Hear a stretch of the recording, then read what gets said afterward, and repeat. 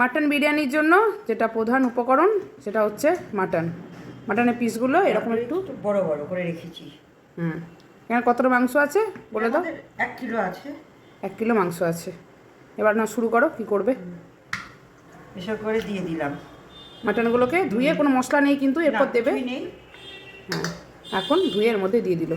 প্রথমে দিয়ে দেওয়া হচ্ছে এতে 1/2 চামচ রসুন বাটা, 1/2 চামচ আদা বাটা, 1 চামচ পেঁয়াজ বাটা, 1 চামচ মতো, ছোটো চামচে 1 চামচ হলুদ গুঁড়ো। এগুলো গোটা দিয়েও করা যায়, আবার গুঁড়ো দিয়েও করা যায়। আমি গুঁড়ো দিয়ে করি, ছাকাছাকি ঝামেলা নেই বলে আমি গুঁড়ো দিয়ে করছি। 1/2 চামচ দারচিনি, লবঙ্গ, এলাচ, গরম মশলা, যাবতীয় গুঁড়ো। এটা আসলে মা তোমাদের সাথে চটজলদি বিরিয়ানি কীভাবে করে সেটাই তোমাদের সাথে শেয়ার করছে। এই দিলাম নুন, এই জিরে ধনে গুঁড়ো 1 চামচ দিলাম। এবার জল দিচ্ছি। জলটা এমনি সেদ্ধ হওয়ার মতো জল দিচ্ছি, এমন মাপে কোনো কিছু নেই, একটু যেন মাংসটা ডুবে থাকে এরকমভাবে জল দিলাম। এবার মশলাগুলোকে হাতে করে একটু মাখিয়ে নিলাম। এই যে একটু জলের মধ্যে দেখা, একটু এখানে নিয়ে এসে এরকমভাবে জল দিয়ে করলাম। আমি কী করে করি সেটাই দেখাচ্ছি তোমাদেরকে। এই গ্যাসে বসিয়ে দিলাম, 3টে সিটি পড়লে অফ করে দেবো। ওইদিকে মাটনটা সেদ্ধ হচ্ছে আর এইদিকে মা ডেকচিতে জল বসিয়ে দিয়েছে। ভাতটা করে নেবে, তাই তো? হ্যাঁ। কী করছো বলো এবার? এই যে জলটা ফুটতে দেবো। এই যে তেজপাতা দিলাম একটা, আর এই যে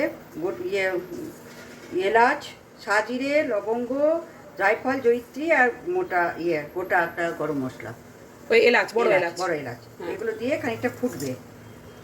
জলটাকে ফুটতে দেবে, জলটাকে একটু ফুটতে দেবো। ফুটতে দিয়ে তারপরে তখন চালটা দেবে। 5 কাপ চাল এই যে 20 মিনিট মতো ভিজিয়ে রেখেছি, ভিজে গেছে। এটা জলটা ফুটতে দিয়েছিলাম, মশলা দেওয়া জলটা ফুটছে, এবার চালটা দিয়ে দেবো। সব চালটা এখানে দিয়ে দেওয়া হলো। এবার চালের মধ্যে দিয়ে দেওয়া হচ্ছে একে একে নুনের পরিমাণটা একটু বেশি দেওয়া হলো, মানে ভর্তি 1 চামচ দেওয়া হলো। এখানে সাদা তেল, এটা মোটামুটি একটা আইডিয়া করে দেওয়া হয়েছে।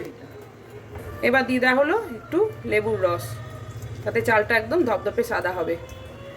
ব্যাস, এবার এটাকে সেদ্ধ হতে দিতে হবে, আবার ঢাকা দিয়ে দেওয়া হলো।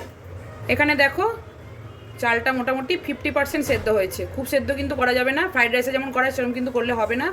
মোটামুটি 50% সেদ্ধ হবে। সে অবস্থায় গ্যাসটাকে অফ করে ভাতটাকে এবার জল ঝরিয়ে নিতে হবে। চালটা যে ঝরঝরে হয়ে গেছে, আর আমি যেহেতু অল্প চাল সেই জন্য এই গোটা মশলাগুলো না জলের মধ্যে ফেলে দিয়েছিলাম। তোমরা একটা ন্যাকড়াই করে দিতে পারো, কিংবা নেট পাওয়া যায় তাতে দিতে পারো। যেহেতু অল্প করলে আমি জলের মধ্যে সব দিয়ে দিই। হ্যাঁ, মায়ের কাছে এটাই বেশি চটজলদি মনে হয়। দিয়ে মা টুক করে এটা তুলে নিল। এবার কি করছে দেখো।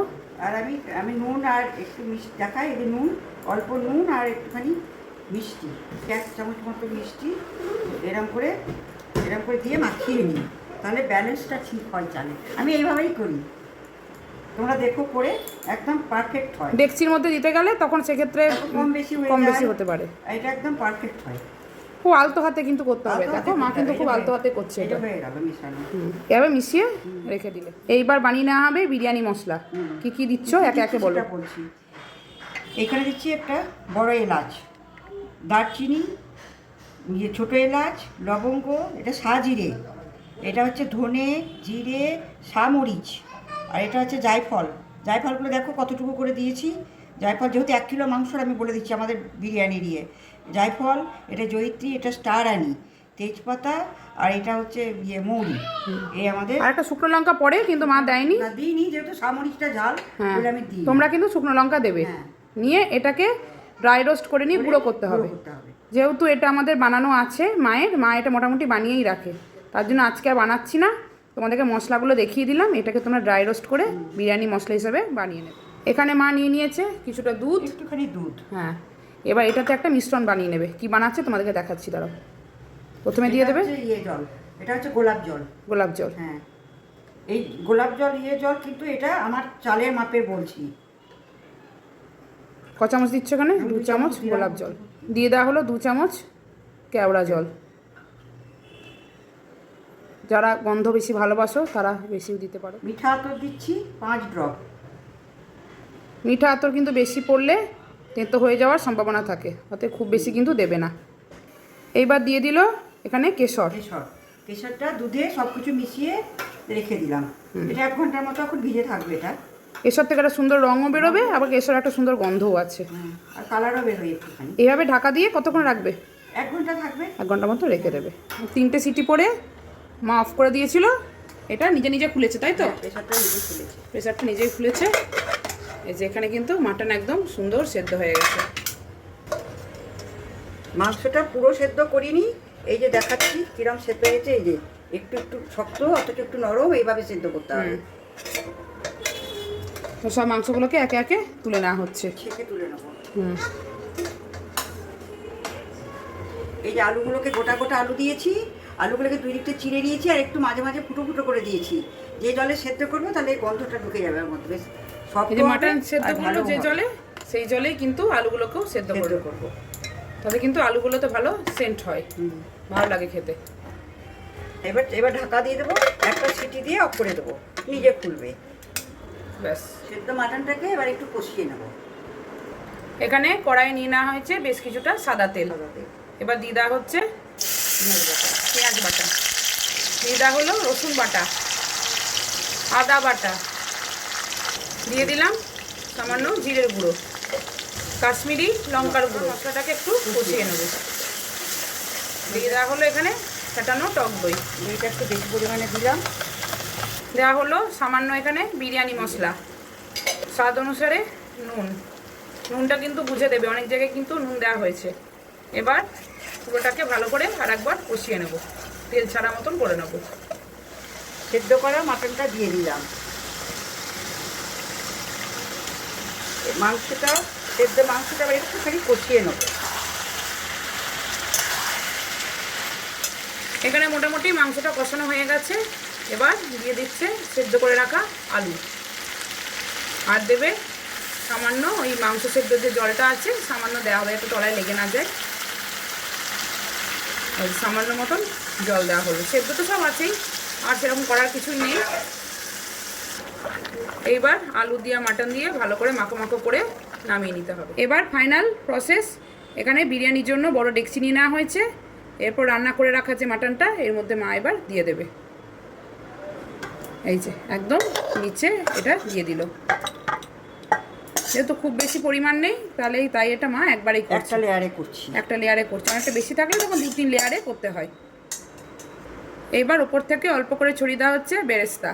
এটা আর দেখালাম না বানানো, এটা তো তোমরা সবাই জানো। পেঁয়াজটাকে একটু কড়কড়ে করে ভেজে নেওয়া হয়েছে, পুরোটা দিল না, সামান্য একটু দেওয়া হলো।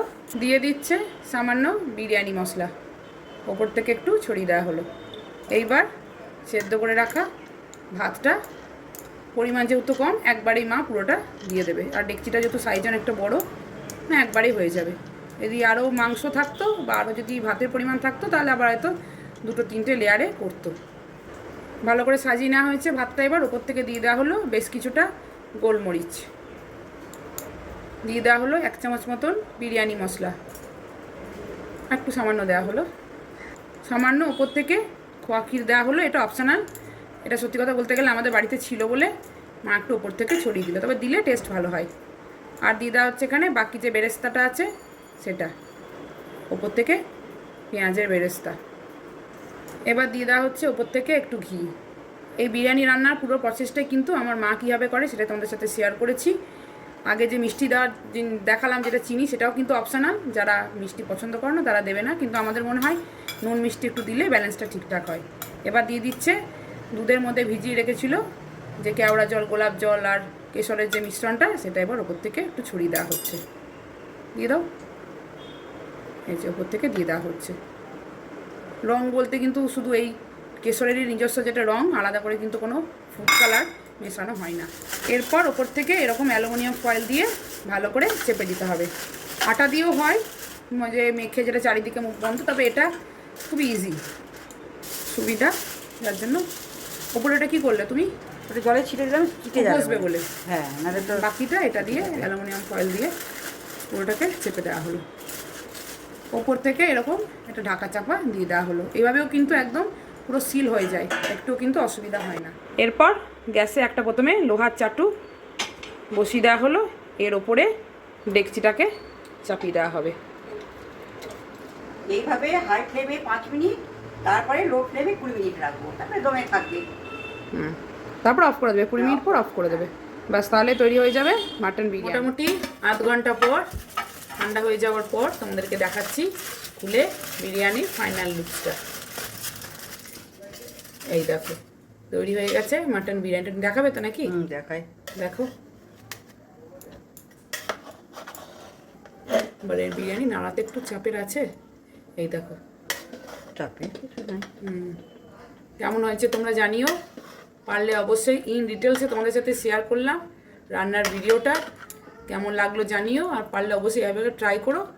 আশা করছি তোমরা সবাই করতে পারবে, আর খেতে কিন্তু ভীষণই ভালো হয়, ভীষণ মানে ভীষণই ভালো হয়। আবারও বলছি এটা আমার মায়ের পদ্ধতি এবং একদম ঘরোয়া পদ্ধতিতে কিন্তু মায়ের বিরিয়ানিটা, আলু কিন্তু ভাঙেনি, আলু মাটন সব কিছু কিন্তু খুব সুন্দর ইনট্যাক্ট আছে। কেমন লাগলো অবশ্যই কমেন্টের মাধ্যমে জানিও, আর ভালো লাগলে লাইক কমেন্ট শেয়ার করতে কিন্তু ভুলো না। এখানে একদম ঝরঝরে মাটন বিরিয়ানি, মা মায়ের মতন করে রেসিপি শেয়ার করেছে,